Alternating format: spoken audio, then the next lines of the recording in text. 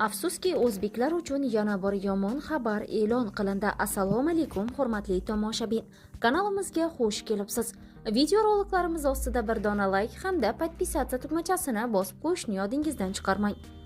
Surxondaryoda o'lim bilan bog'liq yo'l transport hodisasi sodir bo'ldi. Ikki avtomobil shiddatli tezlikda qarama-qarshi yo'nalishda to'qnashib ketdi. 20-oktyabr kuni ijtimoiy tarmoqlarda Surxondaryo viloyatida odam o'limi bilan bog'liq yo'l transport hodisasi haqida xabar tarqaldi. Viloyat yo'l harakati xavfsizligi boshqarmasi voqea yuzasidan izoh berdi. Ma'lum bo'lishicha, 19-oktyabr kuni soat 9:40larda Surxondaryo viloyati Qumqo'rg'on tumani hududidan o'tuvchi D162 avtomobil yo'lning 7-kilometrida sodir bo'lgan. Yo'lning qarama-qarshi yo'nalishiga chiqib ketgan Cobalt avtomobili Nexia 2 bilan to'qnashgan.